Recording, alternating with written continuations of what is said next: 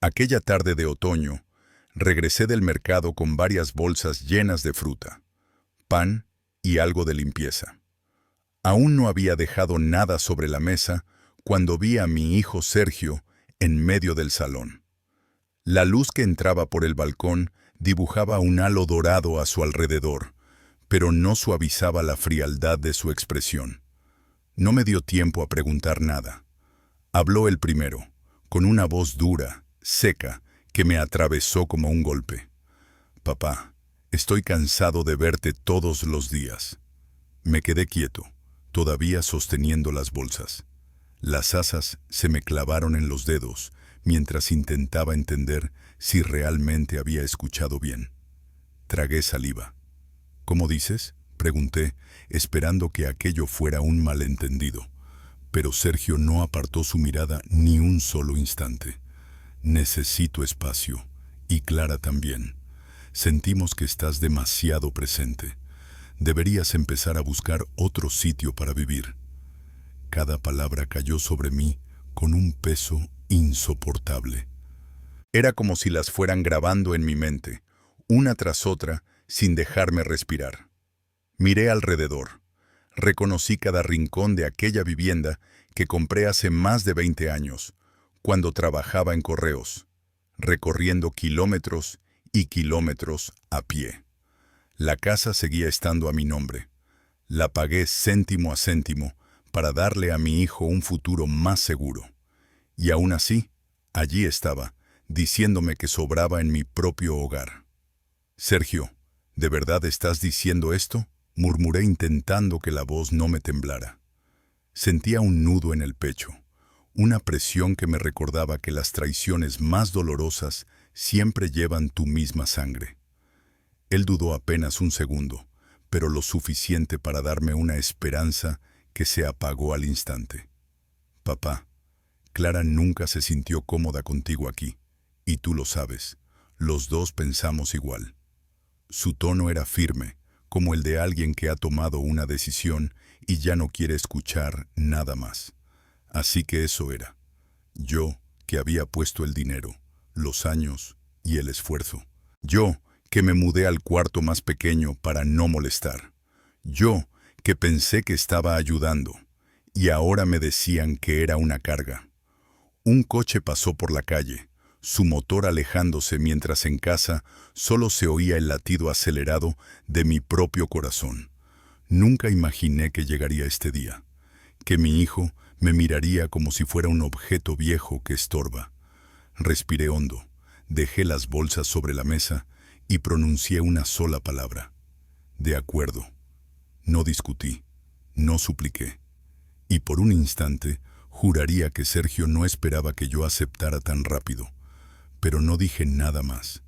Simplemente caminé hacia mi habitación, cerré la puerta con suavidad y me apoyé en la pared fría. Sentí como mis piernas cedían y terminé sentado en el suelo, respirando con dificultad. El mareo seguía ahí, como un eco de todo lo que acababa de escuchar. Cerré los ojos y me vino a la memoria aquel día en que le entregué las llaves de la casa a Sergio, cuando tenía poco más de 20 años. Su rostro brillaba de ilusión y me dijo: «Papá, aquí siempre tendrás tu lugar». Aquella frase, que conservé como un tesoro durante tantos años, ahora no era más que un fragmento roto de mi pasado. Mientras trataba de recomponerme, escuché a Sergio hablando por teléfono en el salón. Su voz sonaba ligera, casi aliviada, como si por fin se hubiera quitado un gran peso de encima. Entonces lo entendí. No era un arrebato ni una discusión del momento. Era algo que habían hablado, pensado y decidido, y yo solo estaba recibiendo el aviso final. Noté un apretón en el pecho, pero junto a ese dolor empezó a formarse otro pensamiento, lento, pero firme. Si quieren que me vaya, me iré, pero no dejando atrás todo lo que es mío. Me quedé quieto, escuchando el tic-tac del reloj del pasillo, cada golpe marcando una idea más clara. Si Sergio había tomado su decisión, yo también tomaría la mía, sin lágrimas, sin suplicar, con dignidad, De pronto el móvil vibró en mi bolsillo. Era Marta, mi amiga de toda la vida, compañera en mis tiempos de cartero y una de las pocas personas que nunca fallaban. Contesté intentando sonar normal. ¿Estás libre esta tarde? He hecho un pastel de manzana, dijo ella con su voz cálida. Sonreí por primera vez desde que empezó el día. Tal vez pase, pero antes necesito que me ayudes con algo. Media hora más tarde, salí de mi habitación con un bolso pequeño. Sergio me miró frunciendo el ceño. ¿A dónde vas, papá? A salir un rato. No me esperes. Iba a replicar, pero su móvil sonó y me ignoró, como si ya no formara parte de su mundo. Me encontré con Marta en una cafetería cercana a la estación de autobuses. Cuando le conté lo ocurrido, su expresión se ensombreció. ¿Te dijo eso? ¿En la casa que tú pagaste? Asentí respirando hondo. Ha llegado la hora de irme, Marta, pero no pienso dejarles nada valioso. Ella apoyó la barbilla en la mano, mirándome con una mezcla de rabia y complicidad. ¿Estás pensando en vender la casa? No solo venderla rápido y en silencio, que no tengan tiempo de reaccionar. Esa misma noche empezó todo, y por primera vez en mucho tiempo sentí que recuperaba el control. Marta, siempre práctica y con una habilidad sorprendente para encontrar soluciones en los momentos más complicados, me presentó a un agente inmobiliario de absoluta confianza, el señor Jiménez. Le había ayudado años atrás con una herencia enredada y, según ella, era discreto, rápido y directo. Aceptó verme sin cita oficial, en su pequeña oficina de la calle López Gómez, lejos de miradas curiosas y sin dejar rastro burocrático antes de tiempo. Nos sentamos bajo la luz cálida de una lámpara y allí comenzamos a hablar. ¿Quiere vender la vivienda completa? ¿Está todo a su nombre, verdad?, preguntó él, revisando unas carpetas vacías mientras esperaba mis respuestas. Todos los documentos están a mi nombre, completamente, respondí con firmeza. El señor Jiménez asintió satisfecho. Entonces será fácil. Tengo un par de clientes con liquidez inmediata. Si usted está de acuerdo, puedo cerrar la operación en menos de una semana. Una semana. Era perfecto. Demasiado poco tiempo para que Sergio y Clara se dieran cuenta de que su futuro planeado se desmoronaba.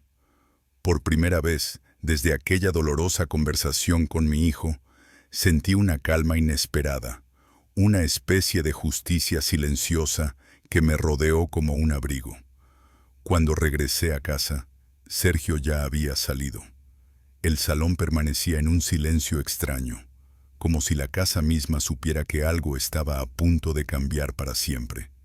Observé cada mueble, cada fotografía colgada en la pared, cada objeto que yo había elegido con esmero. Pronto todo dejaría de pertenecerles. Encendí el ordenador y envié un correo de confirmación al señor Jiménez. Empezamos mañana mismo, y por favor, mantenga la máxima confidencialidad. Al presionar enviar, noté que mis manos ya no temblaban. Yo ya no era el hombre que soportaba en silencio. Ahora era alguien que recuperaba lo suyo. A la mañana siguiente, me levanté antes de que amaneciera del todo. La luz otoñal, tenue y dorada, se filtraba por la cortina de la cocina mientras preparaba una cafetera fuerte. Me serví una taza en mi vieja cerámica blanca y me senté con mi cuaderno de cuero. Página tras página había anotaciones de años atrás, fechas, facturas, objetos comprados para la casa, el sofá italiano, los cuchillos japoneses, el lavavajillas nuevo. Marqué en rojo lo que podía llevarme o vender por separado. Cada marca era un recuerdo, pero también un patrimonio que yo había construido con esfuerzo. A las 9 en punto sonó el teléfono. Era el señor Jiménez. Señor, he encontrado una pareja interesada. Tienen efectivo y quieren verla hoy mismo. ¿Podríamos hacerlo esta tarde?, respondí sin pensarlo. Perfecto. ¿Desea que conozcan a la familia que vive allí? Guardé silencio unos segundos. No, me encargaré de que la casa esté vacía. Y al colgar, supe que lo que venía después debía hacerse con calculada precisión. Sergio y Clara trabajaban todo el día, así que necesitaba asegurarme de que no regresaran por sorpresa mientras la pareja interesada visitaba la vivienda. Le envié un mensaje a mi hijo. Esta tarde recibiré una visita. No volváis antes de tiempo. Sergio respondió casi de inmediato. Ok, haz lo que quieras. Tan corto, tan indiferente, que terminó de confirmarme que, para él, mi presencia en esta casa ya no tenía importancia alguna. Al mediodía comencé a ordenar mis pertenencias. Los objetos de valor, recuerdos de toda una vida, los fui colocando en cajas de cartón con etiquetas claras. Marta me había conseguido un pequeño trastero a las afueras, y todo lo guardaría allí hasta tener algo más definitivo. Cada objeto que embalaba parecía pesar más por la historia que por el material. Sin embargo, mi determinación me mantenía firme. A las 3 en punto, la joven pareja llegó acompañada del señor Jiménez. Eran educados, vestían con sencillez y al cruzar el umbral, sus ojos brillaron con una ilusión que me sorprendió. No conocían nada de la historia detrás. Solo veían una casa cálida, bien cuidada, llena de posibilidades para ellos. Les mostré cada habitación, explicando detalles como si fuera un agente inmobiliario experimentado. Por dentro, mis sentimientos se mezclaban. Alivio por avanzar en mi plan y una amargura silenciosa por lo que había vivido en estas paredes.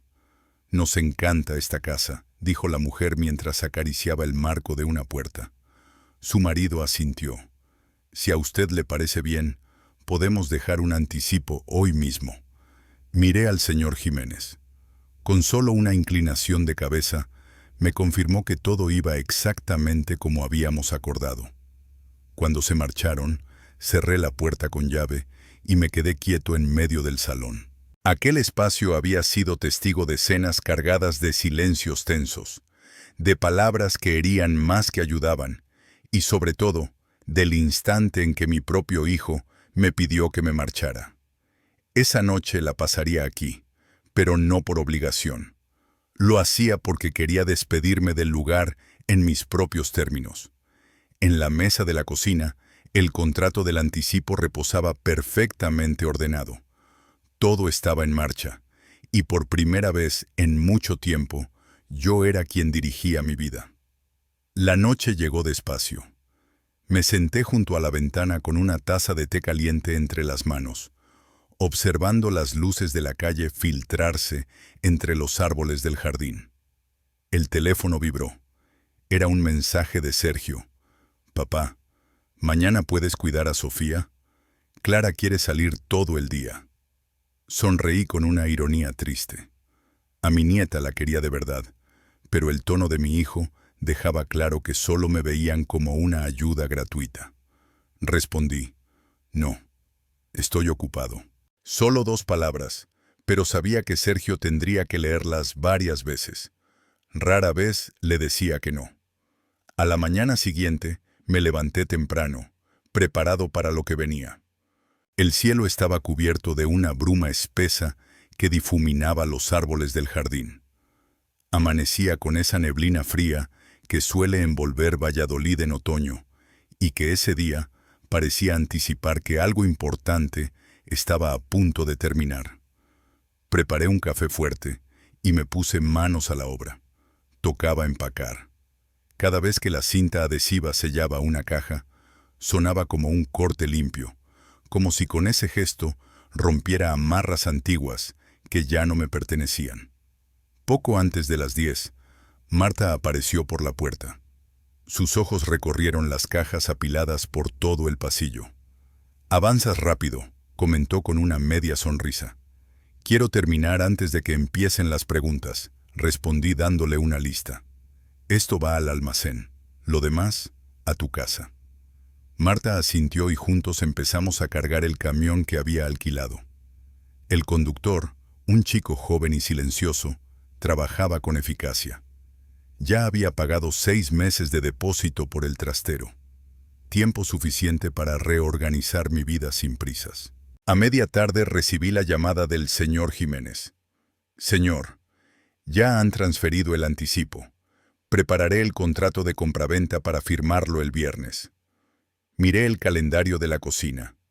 Faltaban solo 3 días. 3 días para terminar todo. 3 días para despedirme de este lugar y cerrar una etapa entera de mi vida. Esa noche, Sergio y Clara aún no habían regresado. Cenaba solo, un plato de sopa caliente y un trozo de pan.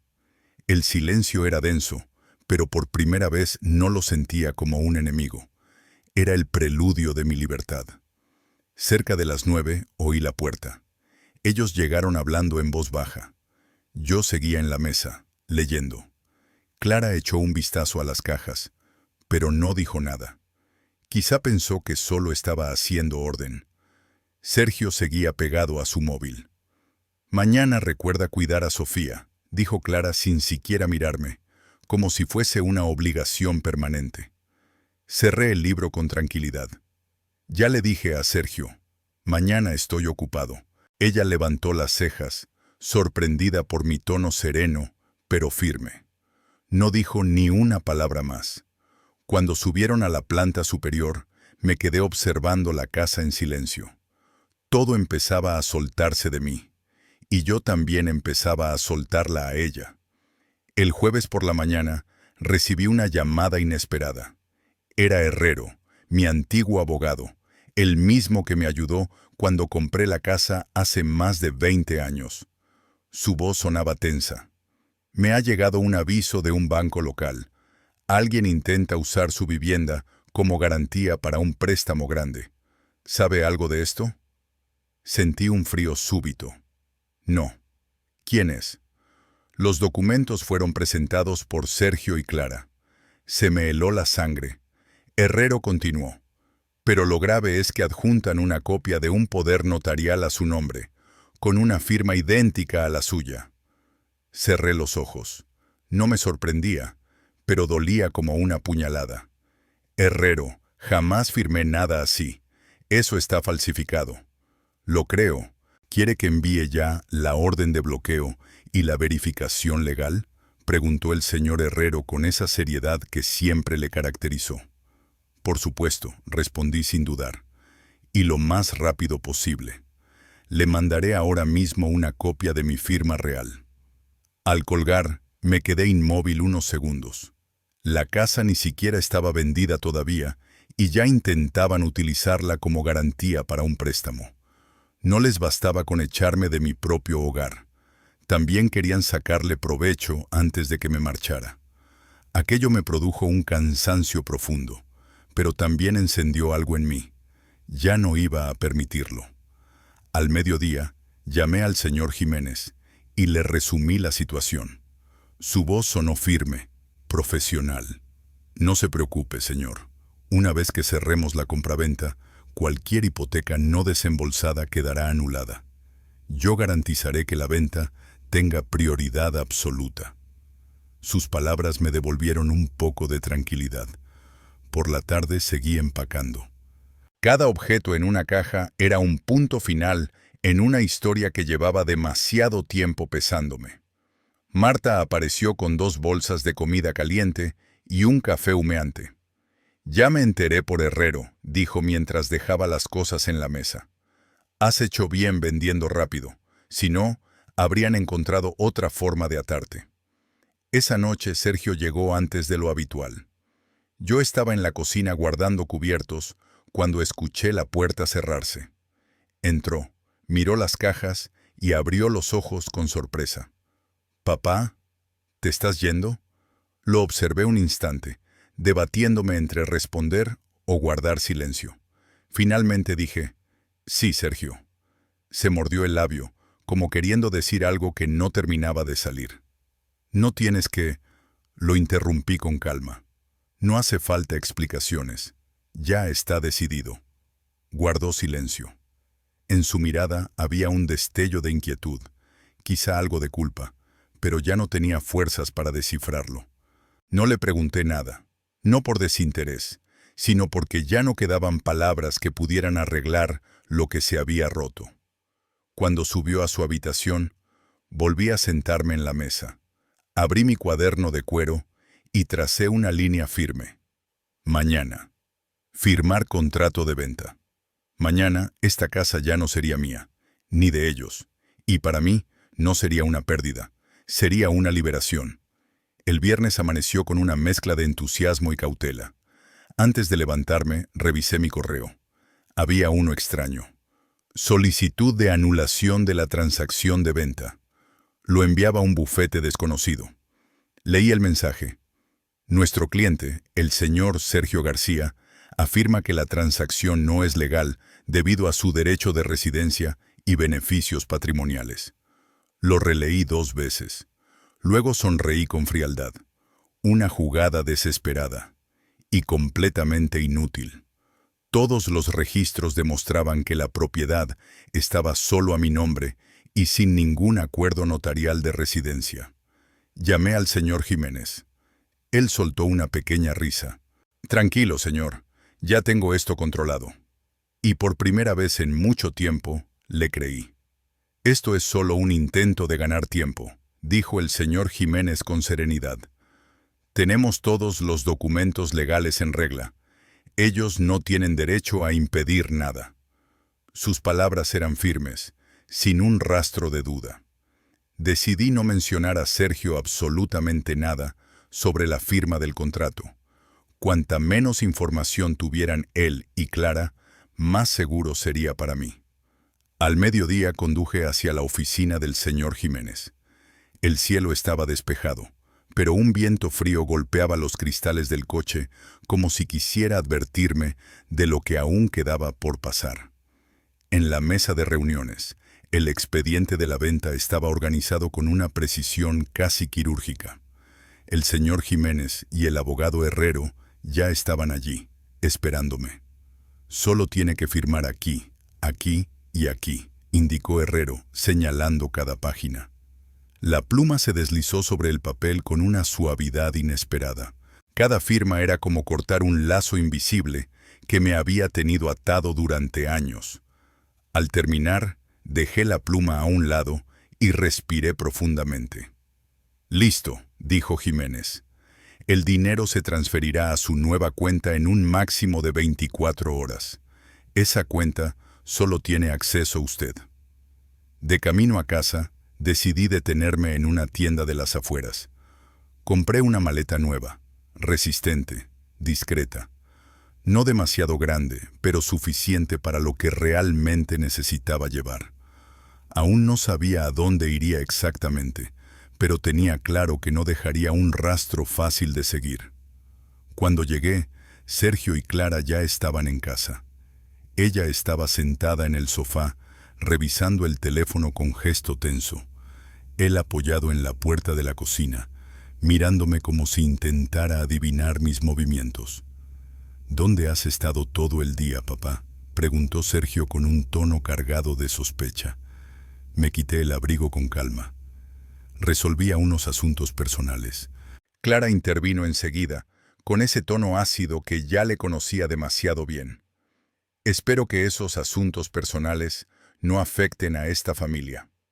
La miré a los ojos y respondí con una sonrisa tranquila. Esta familia se afecta sola, Clara. Se quedó inmóvil unos segundos antes de apartar la mirada. Esa noche, al cerrar la puerta de mi habitación, dejé la maleta al pie de la cama, lista. En mi mente solo quedaba una frase: mañana me iré. Y cuando ellos lo comprendieran, ya sería demasiado tarde. El sábado por la mañana acababa de servirme una taza de café cuando escuché golpes fuertes en la puerta. No eran toques normales, eran golpes apremiantes, casi agresivos.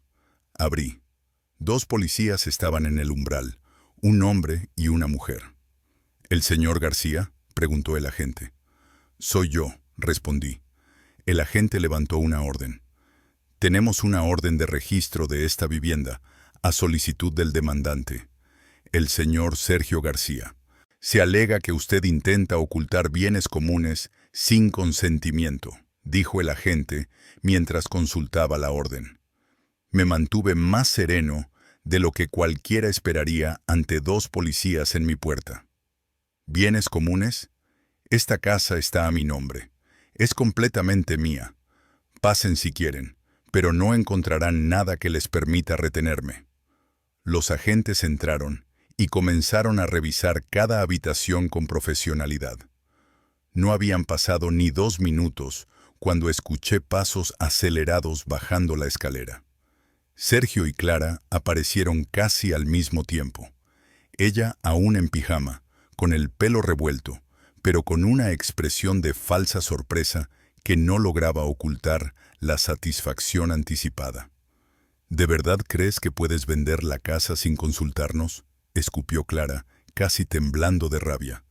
La miré con calma, como quien mira a un niño pillado robando galletas y negándolo con descaro. No lo creo, Clara, lo sé, y ya lo he hecho. Sergio dio un paso adelante, elevando la voz como si la policía estuviera allí para apoyarle. Papá, esta es una casa familiar. No puedes destruir todo por un enfado. Solté una carcajada inesperada, un sonido que incluso a mí me sorprendió. ¿Familiar? ¿De verdad? ¿Desde cuándo una familia falsifica poderes notariales? ¿Desde cuándo intenta hipotecar una casa que no le pertenece? ¿Desde cuándo contrata abogados para bloquear a quien les dio un techo? En ese momento, la agente intervino con firmeza. Señores, toda la documentación confirma que la propiedad pertenece exclusivamente al señor García. La orden solo nos autoriza a registrar, no a confiscar bienes, y no hay indicios de delito. Concluiremos y nos retiraremos. El rostro de Clara perdió color. Sergio apretó los labios, incapaz de articular palabra. Cuando los agentes se marcharon, caminé hasta la mesa del comedor con la tranquilidad de quien ha recuperado algo más que una casa, su dignidad. Saqué un sobre grueso de mi chaqueta y lo dejé sobre la mesa. Aquí tenéis una copia del contrato de venta que firmé ayer. La transacción está cerrada. El dinero está en una cuenta que ninguno de vosotros puede tocar. Clara dio un paso rápido, intentando arrebatar el sobre, pero me adelancé. No, esta es mi copia. Vosotros recibiréis los documentos oficiales de los abogados. Los miré fijamente. Desde este momento, tenéis 4 días para encontrar otro lugar donde vivir. El silencio cayó como un peso sobre el salón. Sin gritos, sin policías, solo verdad. Sergio me observaba con una mezcla de incredulidad y miedo. Clara apretaba los puños, los nudillos blancos de rabia contenida. Tomé mi taza de café, di un sorbo y añadí con calma. Os lo advertí.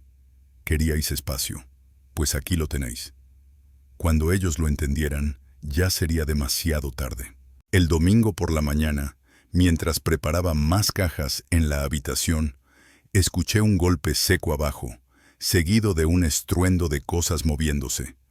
Bajé las escaleras rápidamente y me quedé paralizado en mitad del pasillo.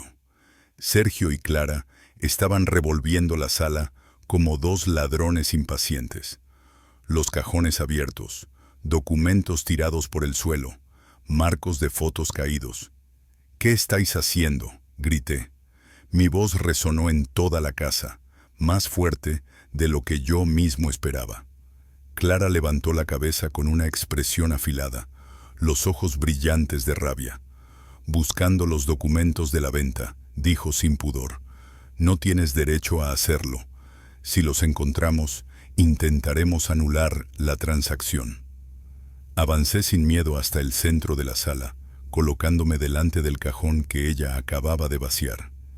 Si os atrevéis a tocar una sola cosa más mía, llamo a la policía ahora mismo. Sergio tomó un fajo de papeles, pero se lo arranqué de la mano antes de que pudiera leer nada. Las hojas volaron por el aire. Esto es mi certificado médico, dije con voz helada. ¿Hasta dónde pensáis llegar? Papá, no finjas, gruñó Sergio. Has cambiado. Ya no eres el que ponía a la familia primero. Ahora solo piensas en ti. Solté una risa seca, tan amarga que incluso a mí me sorprendió. ¿Pensar en mí?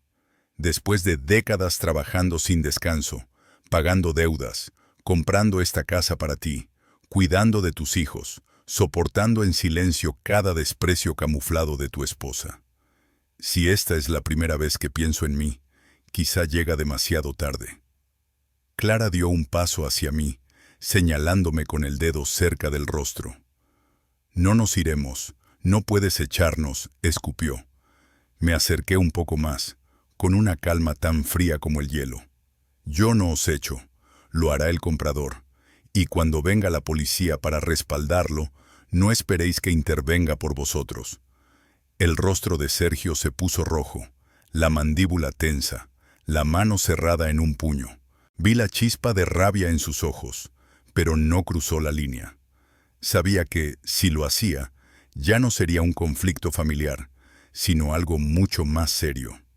He soportado suficiente, dije despacio. Os habéis acostumbrado a mi silencio, pero mi silencio ya no significa aceptación. Clara soltó una carcajada cargada de desprecio, pero yo seguí, elevando mi voz. En 4 días entregaré las llaves al nuevo dueño. Si todavía estáis aquí, ellos llamarán a la policía, y yo estaré de su lado. Ambos se quedaron petrificados. No dijeron nada, solo me miraron con rencor. Me agaché, recogí los papeles dispersos y los guardé en el cajón, cerrándolo de un golpe que hizo vibrar la sala. Y escuchad bien, si volvéis a tocar mis cosas una sola vez más, no habrá advertencia. Subí de nuevo a mi habitación dejando a Sergio y Clara de pie, rodeados del desorden que ellos mismos habían provocado y de una verdad que ya no podían revertir. Esa tarde decidí salir unas horas para despejar la mente. Conduje hasta el centro de Valladolid y me senté en una pequeña cafetería de una calle estrecha, en un rincón tranquilo, con un libro abierto y un capuchino humeante. Apenas había leído unas cuantas páginas cuando mi teléfono empezó a vibrar una y otra vez. El primer mensaje era de la vecina de enfrente, la señora Pérez. ¿Qué ocurre en tu casa? Hay un camión de mudanza. Están sacando cosas. Sentí un vuelco en el estómago y la llamé de inmediato. ¿Puede explicarse mejor? 2 hombres jóvenes y la mujer, Clara. Ella les está dando órdenes. Están cargando un armario grande y la mesa del comedor. Pensé que te estabas mudando. Apreté el teléfono con fuerza. No, eso es mío. En cuanto colgué, salí de la cafetería casi corriendo. El coche parecía avanzar demasiado lento, aunque pisaba el acelerador más de lo habitual. Cuando llegué, la escena me encendió la sangre. El camión estaba abierto, ya medio lleno. Y entre los muebles reconocí varios que había marcado en mi lista para llevarme. La mesa robusta del comedor, el aparador que compré hace años, incluso un par de sillas restauradas por mí. Clara estaba en el patio, móvil en mano, señalando a los hombres para que siguieran cargando. Ni rastro de Sergio. Aparqué de golpe. Cerré la puerta del coche tan fuerte que hasta los vecinos se asomaron. «Dejad todo en el suelo», grité. Mi voz resonó en el aire como un latigazo. Clara frunció el ceño con arrogancia. «¿Tan pronto, papá? Solo te estaba ayudando a sacar cosas. Tú estás ocupado». Me acerqué al camión y me planté delante, bloqueando el paso. «Esto es mi propiedad. Si sacáis una sola cosa más, llamo a la policía ahora mismo». Los 2 trabajadores se miraron entre ellos. Claramente no querían problemas. Dejaron los muebles donde estaban. Clara se acercó, bajando el tono, venenosa. «Estás exagerando. Nosotros también tenemos derechos». Saqué mi teléfono y marqué directamente a la comisaría. «Tus derechos terminan en la puerta de esta casa. Y pronto, ni eso». Al oírme hablar con la policía, Clara dio media vuelta soltando insultos por lo bajo. Los chicos del camión no tardaron en marcharse. En pocos minutos, el vehículo desapareció, dejando los muebles tirados en la entrada como un campo de batalla abandonado. Me quedé mirando el desorden con el corazón latiendo fuerte. Una parte de mí quería derrumbarse, pero otra parte, más firme, más clara, sabía que lo ocurrido era la prueba definitiva. Estaban dispuestos a actuar a escondidas, incluso violando la ley. Esa noche envié todas las fotos y el testimonio de la señora Pérez al abogado Herrero. Su respuesta llegó enseguida. Déjelos. Cuanto más hagan, más fácil será ganar. Cerré el correo y respiré hondo. Miré la habitación aún revuelta, con cajas abiertas y papeles pendientes de clasificar. 3 días, me dije en voz baja. Solo 3 días, y todo habrá terminado. Esa frase me sostuvo mejor que cualquier calmante. A la mañana siguiente, cuando aún no había terminado mi primer café, recibí una llamada inusualmente temprana de la oficina del señor Herrero. Su voz sonaba tensa, más grave que de costumbre. Señor García, tiene que saber esto cuanto antes. Anoche Sergio contactó con otra agencia legal. Afirmó que usted ha perdido la capacidad jurídica y pidió apoyo para detener la venta de la casa. Sentí un golpe en el pecho. ¿Incapacidad legal? ¿Sobre qué base? Presentó un supuesto examen psiquiátrico que acredita deterioro cognitivo, pero la firma del médico es obviamente falsa. Llamé a la clínica que aparece en el documento. Confirmaron que usted jamás ha sido atendido allí.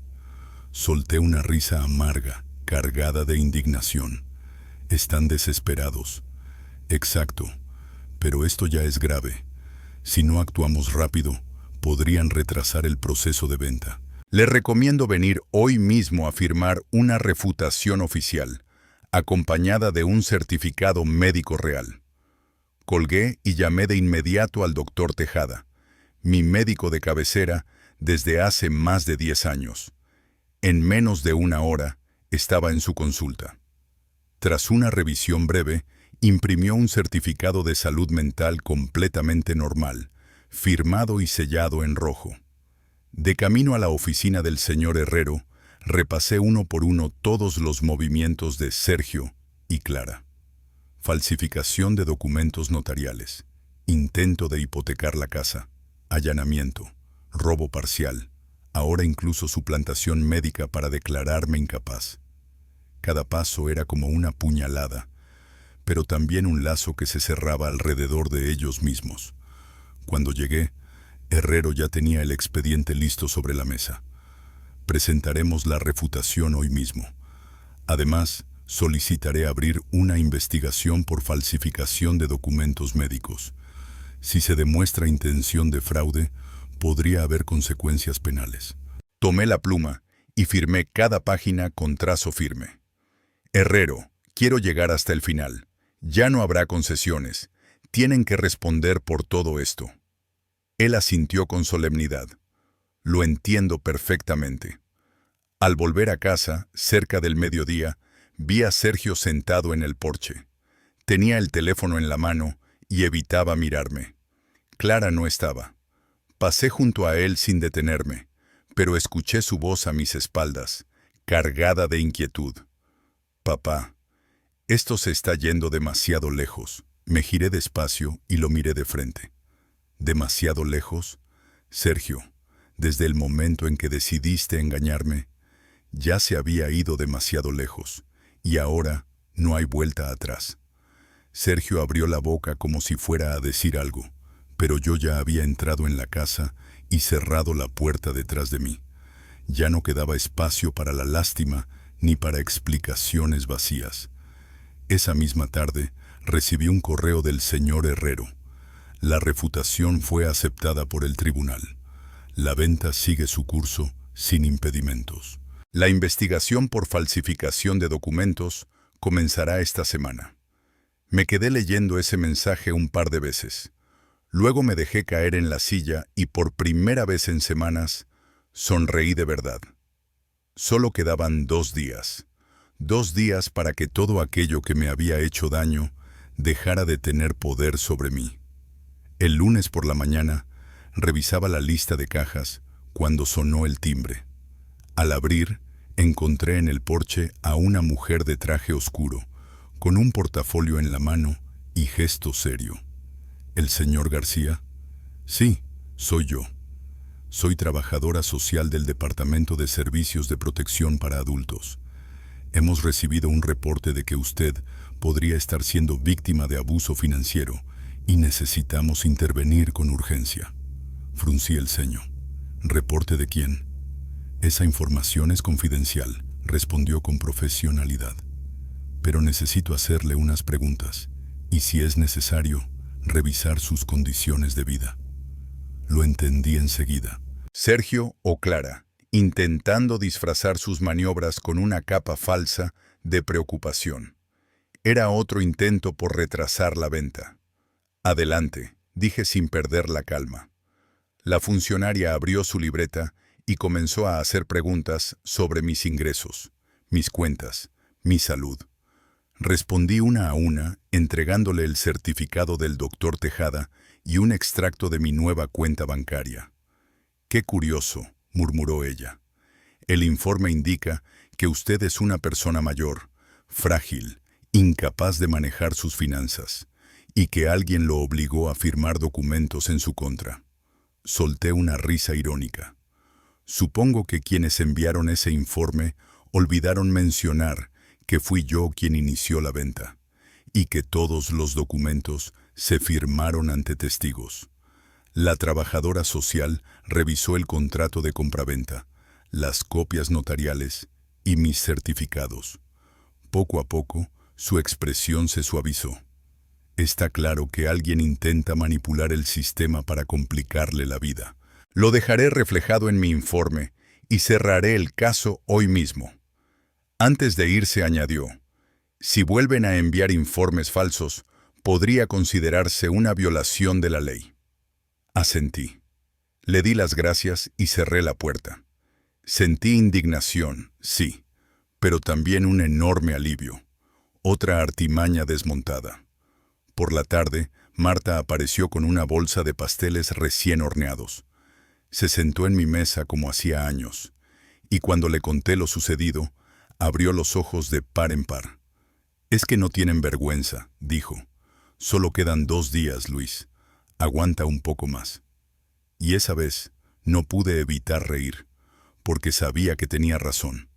Juntos, Marta y yo acomodamos las últimas cajas. Mi maleta permanecía cerrada y lista, con los documentos más importantes guardados en la caja fuerte portátil que llevaría personalmente. Al caer la noche, con las luces de la calle filtrándose por las ventanas y proyectándose sobre la sala ya vacía, me quedé quieto, observando en silencio. Las paredes desnudas, los clavos donde antes colgaban recuerdos, el eco que resonaba en cada paso. Ya no quedaba nada que me atara emocionalmente a aquel lugar. Susurré para mí mismo, solo 48 horas más, y todo terminará. Sabía que ese final no tendría nada que ver con lo que Sergio y Clara habían imaginado. No sería mi derrota, sería mi liberación. A la mañana siguiente, mientras tomaba un café rápido en la cocina casi vacía, me llegó un correo del señor Jiménez. Asunto: cambio en la fecha de entrega.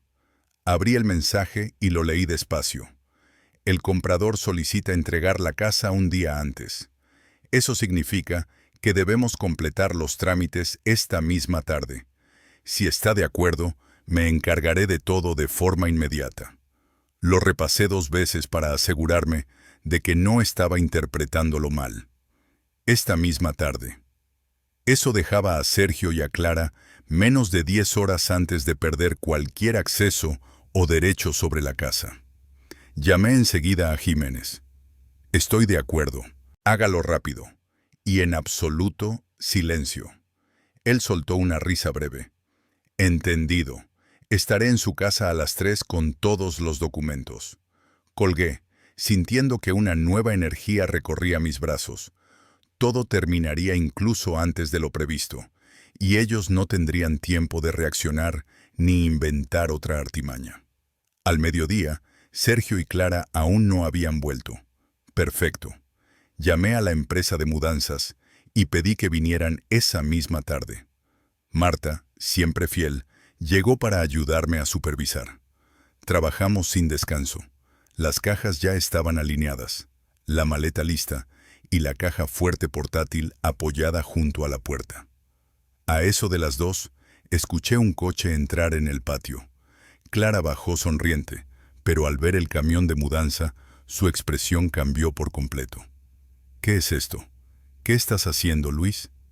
No respondí. Continué firmando un recibo con los empleados. Sergio salió del coche con el ceño fruncido. Papá, dijiste que faltaban 2 días. Lo miré fijamente. El plan cambió. La entrega es esta tarde. Clara se quedó helada. No, no puedes hacer eso. La interrumpí con una voz tan fría que incluso a mí me sorprendió. Puedo, y ya lo he hecho.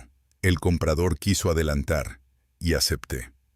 El silencio que siguió fue la confirmación de que, por fin, el control había vuelto a mis manos.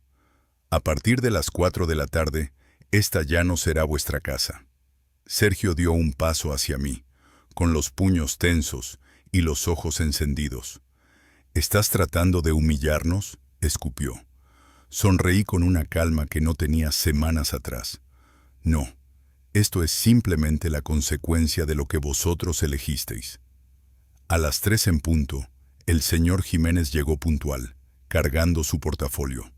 Firmamos los últimos documentos en la sala vacía, con Marta y 2 empleados de la mudanza como testigos improvisados. Cuando retiré la pluma, Jiménez confirmó con voz firme. La transacción está completada. El nuevo propietario vendrá a recoger las llaves en 1 hora. Guardé los documentos en mi bolso y me volví hacia Sergio y Clara. Me iré antes de que él llegue, y os sugiero que hagáis lo mismo.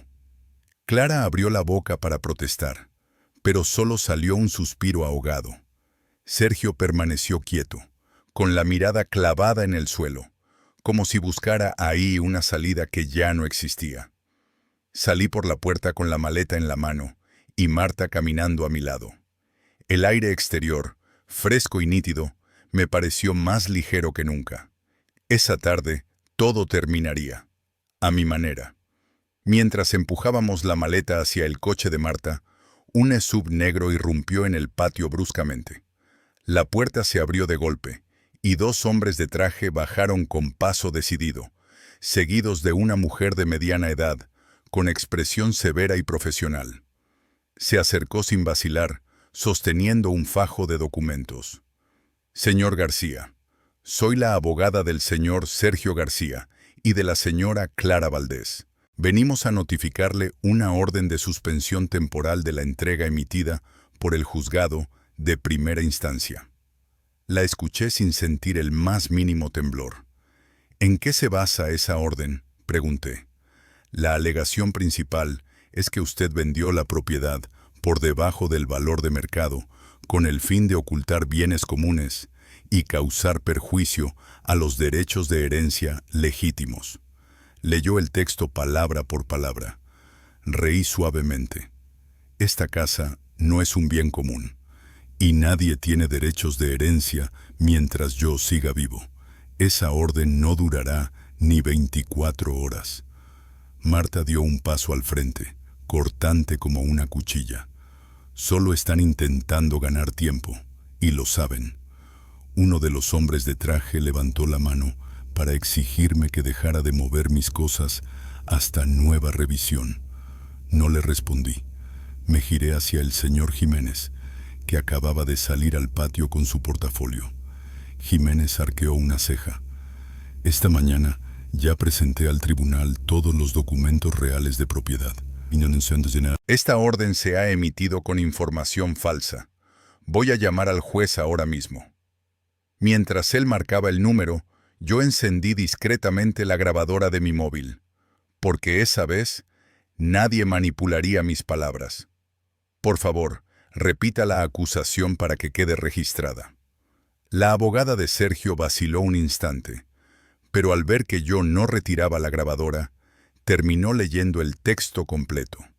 Su voz quedó capturada palabra por palabra, sin posibilidad de reinterpretación.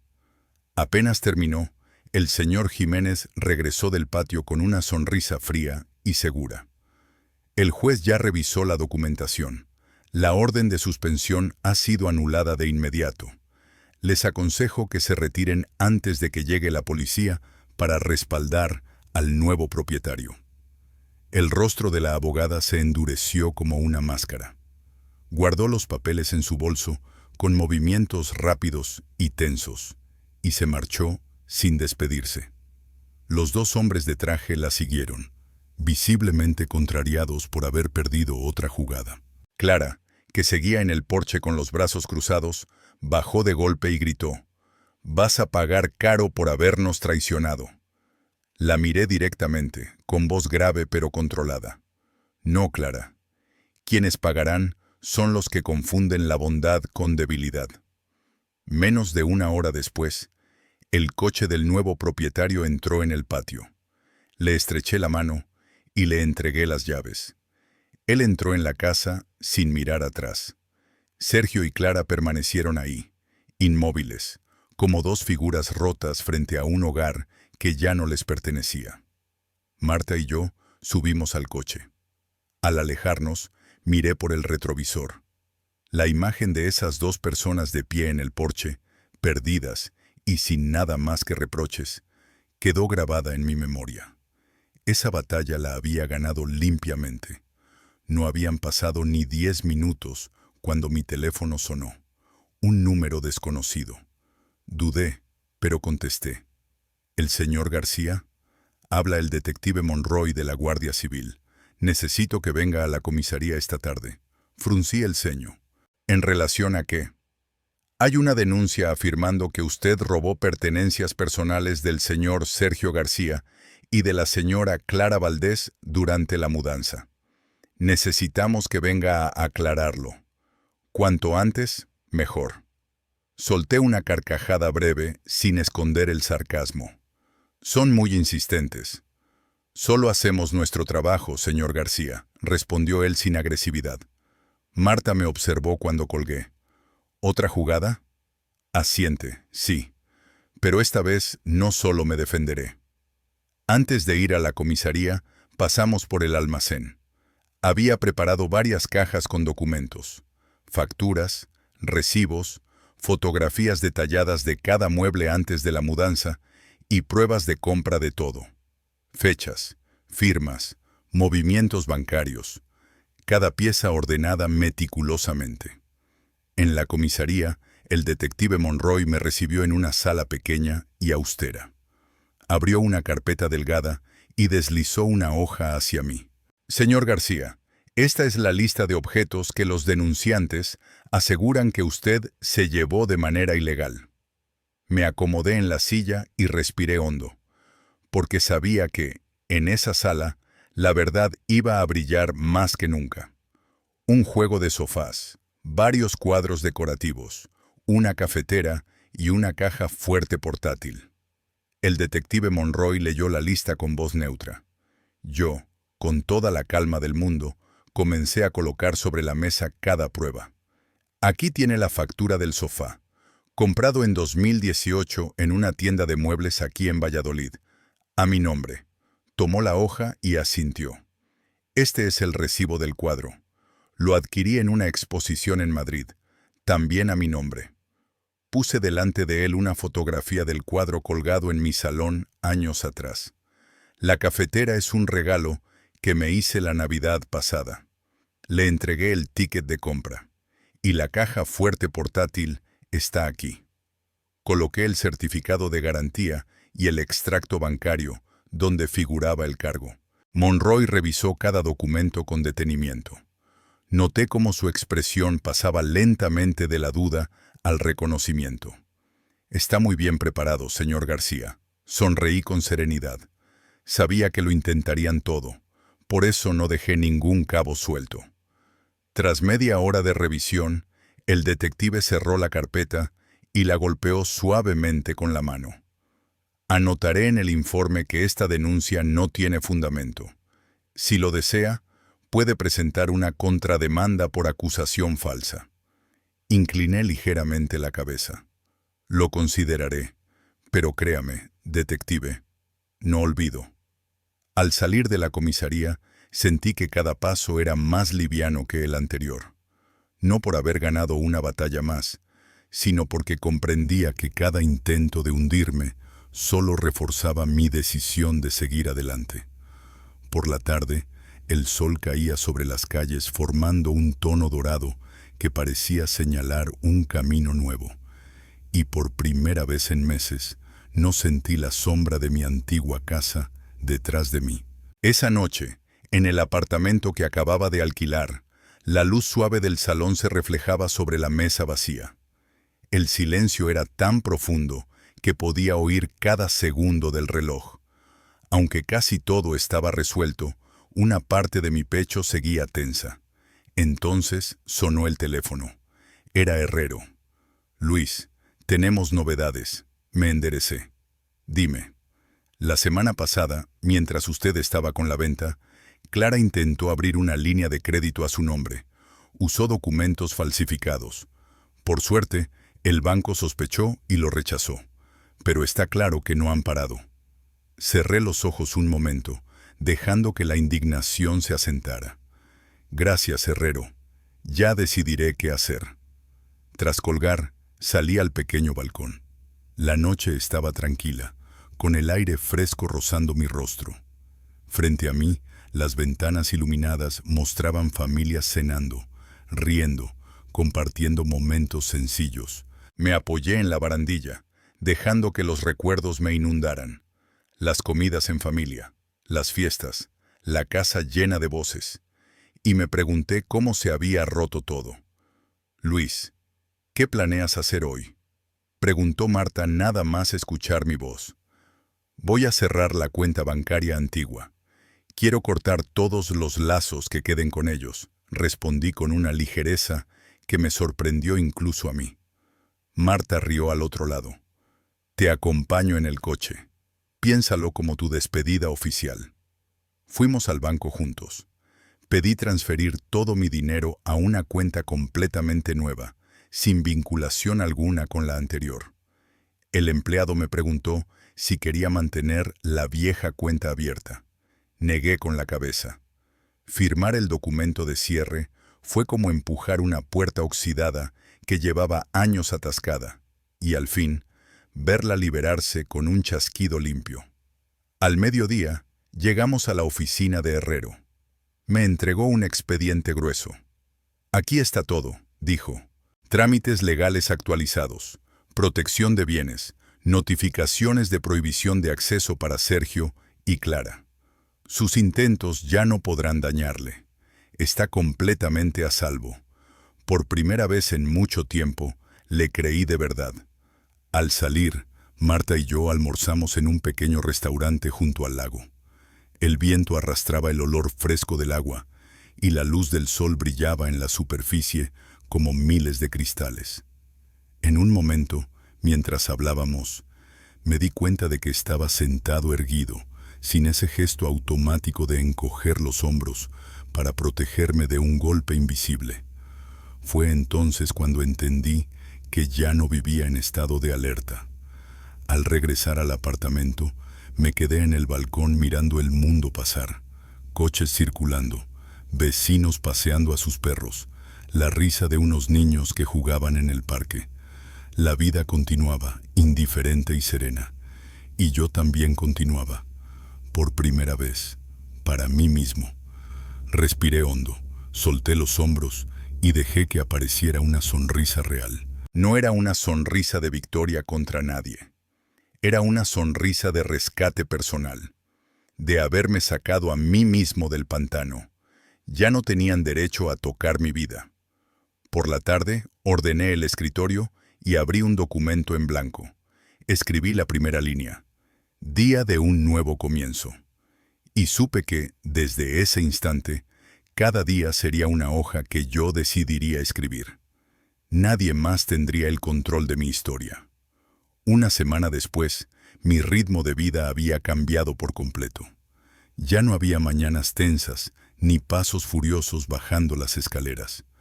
En su lugar, el canto de los gorriones junto a la ventana y el aroma cálido del café llenaban mi pequeña cocina ordenada.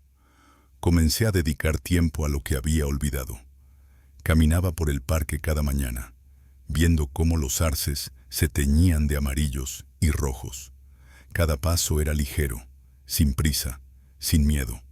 Y entonces comprendí algo que llevaba años ignorando. Había vivido como invitado en mi propia vida. Por fin, volvía a ser el dueño de ella. Ahora sí, era dueño de mi propia vida. Un martes por la tarde asistí a una clase de cerámica en el Centro de Arte del barrio. Sentado frente al torno, mis manos moldeaban la arcilla suave, como si fuera dando forma a una existencia que por fin me pertenecía. El tacto fresco del material me recordó algo esencial. Todavía podía crear, reconstruir, empezar de nuevo. Había caras nuevas en la clase, personas amables, curiosas, que hablaban conmigo como si nos conociéramos de siempre.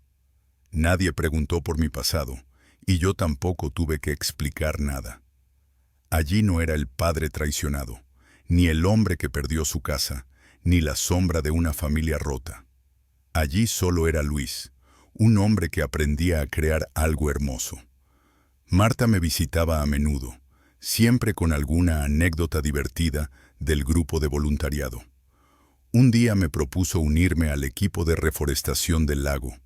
Acepté. Juntos plantamos flores alrededor del agua, con las manos cubiertas de tierra y la risa escapándose sin esfuerzo. No recordaba cuándo había sido la última vez que reía así, no por ironía ni por defensa, sino por verdadera alegría. Por las noches me sentaba junto a la ventana a leer o escribía algunas líneas en mi diario. Anotaba las pequeñas cosas por las que me sentía agradecido. Una taza de té caliente en un día frío, el saludo amable del portero, el atardecer tiñendo de oro el lago cercano. Cuando ya no existe miedo dentro de casa, cada pequeño instante se vuelve valioso. Un fin de semana invité a cenar a algunos vecinos. Compartimos comida, historias y risas que llenaron mi apartamento como hacía años no ocurría. Al observarlos, entendí algo con una claridad que me atravesó. La felicidad no es algo que deba comprarse a costa de sufrimiento. La verdadera felicidad es sentirse seguro, ser uno mismo y estar rodeado de quienes te respetan. Antes de dormir, salí al balcón. Las luces de la ciudad titilaban como estrellas a ras de suelo. Dentro de mí, todo estaba en calma, igual que la superficie tranquila del lago. Me miré en el cristal de la ventana y pensé, he recuperado mi vida, y esta vez me pertenece por completo.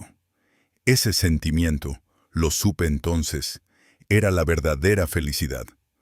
La historia enseña que el amor y el sacrificio de un padre jamás deben considerarse una obligación infinita. Cuando los lazos familiares se transforman en abuso y aprovechamiento, elegir marcharse no es huir, es proteger la dignidad. A veces, amarse a uno mismo es la única forma de seguir viviendo. Y también es una advertencia. El afecto no es eterno si no se alimenta con respeto. Cuando miro atrás y veo todo lo que he vivido, no siento orgullo por haber ganado una batalla, sino por algo mucho más sencillo, no haberme rendido. Y hoy quiero pedirte algo desde el corazón. Si mi historia te ha tocado, si alguna vez has pasado por algo parecido o conoces a alguien que lo haya sufrido, acompáñame un momento. Déjame sentir que no he caminado solo. Escribe en los comentarios qué parte de mi camino te hizo reflexionar. Cuéntame si alguna vez tuviste que elegirte a ti mismo, aunque doliera. Te leo, de verdad. Cada palabra vuestra me recuerda que todavía existe gente buena, gente que respeta, gente que entiende lo difícil que es ser fuerte cuando se rompe lo que uno más quería. Y si te ha emocionado este relato, apóyame con un me gusta o suscribiéndote. No por mí solamente, sino para que más personas mayores escuchen que sí hay salida, que marcharse no es cobardía, que poner límites no es egoísmo, que la dignidad nunca debe negociarse, ni siquiera por la familia. Hoy te lo digo como amigo, nunca permitas que el cariño te cueste la paz. Y si alguna vez dudas, recuerda que siempre hay un nuevo comienzo esperándote.